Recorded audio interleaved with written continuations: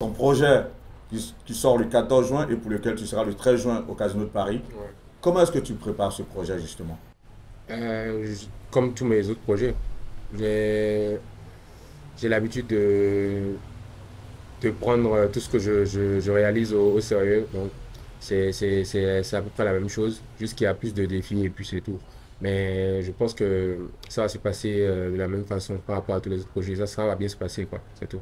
Avant de s'intéresser à tes projets, aux réseaux sociaux, on va s'intéresser à l'homme. Qu'est-ce que ça donne Axel Merrill en dehors des réseaux sociaux? Axel Merrill, en dehors des réseaux sociaux, c'est simple. Je suis quelqu'un de très simple. Je trouve même que je suis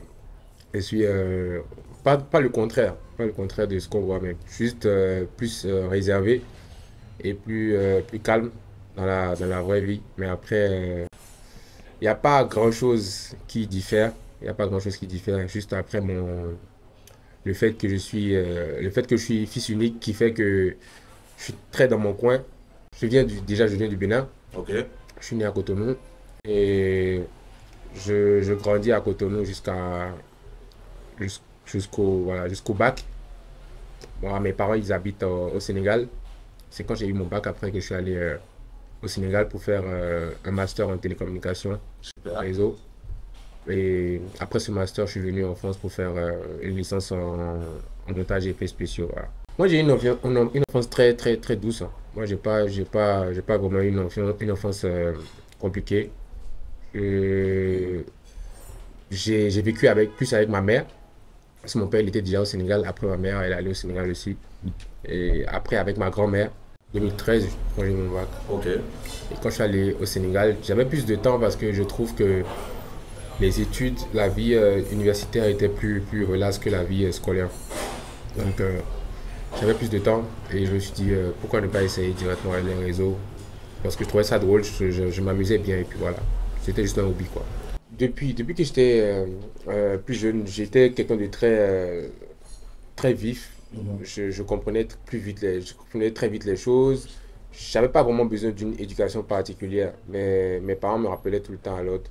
Et par rapport à des choses que je peux faire, par exemple, dire, ah, ça c'est pas bien, ça c'est pas bien, mais je n'ai pas vraiment eu besoin qu'on me traite comme un enfant récalcitrant. J'étais pas un enfant récalcitrant, j'étais juste un enfant assez vif, c'est tout. Justement, lorsque tu parles de ton enfance, est-ce qu'il sommeillait quelque part un certain génie en toi que tu ignorais ou dont tu savais l'existence quelque part? Moi, j'étais plus foot. Moi, je jouais juste mon foot, surtout au primaire. J'étais plus football. Après, quand je suis allé au secondaire, j'ai fait l'école Saint-Jean-Baptiste. C'est là-bas que j'ai commencé à danser.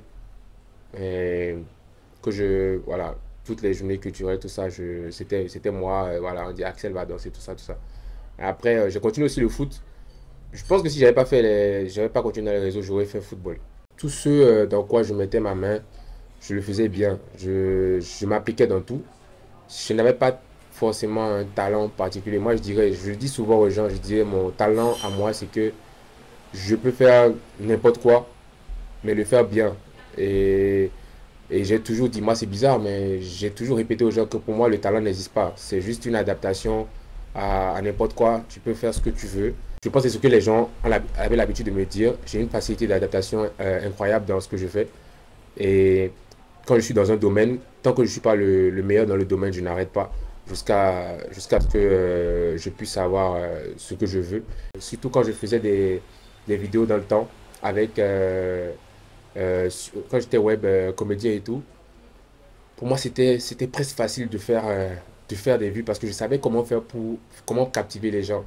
C'était arrivé à un niveau là où je me disais ça me lassait en fait. Je me disais je fais 300 millions, 400 millions de vues en une seule vidéo sur Facebook. Je me dis c'était trop facile en fait. À un moment, c'était devenu un combat entre moi et l'algorithme. C'était même plus, voilà, c'était même plus vraiment vouloir euh, faire en sorte que les gens puissent aimer ce que tu fais. Mais à un moment, tu perds carrément le plaisir de ce que tu es en train de faire. Tu te dis que voilà, je comprends déjà l'algorithme et puis je vais faire ci, faire ça va marcher, faire ci, faire ça. Si ça ne marche pas, j'essaie de voir pourquoi ça n'a pas marché. Et puis voilà. J'étais arrivé à un niveau, surtout en web comédie, où j'étais plus en concurrence avec moi-même. À chaque fois, j'essayais de dépasser. Moi, je n'ai pas vraiment de choses qui m'ont vraiment marqué quand j'étais enfant parce que mes parents, ils ont fait tout le boulot, hein. Ils ont vraiment très bien fait le boulot. Voilà pourquoi je suis très à l'aise aujourd'hui. C'est-à-dire, quel que soit ce qui se passe, même sur les réseaux, bien n'importe où, j'ai aucune pression. C'est-à-dire, l'éducation qu'on m'a donnée m'a permis de faire, de me construire, en fait, de m'auto-construire. C'est-à-dire, je dirais, mais je dis souvent que mes parents, ils m'ont programmé. Ils m'ont programmé pour pouvoir vivre ce que je, pouvoir vivre n'importe quelle situation.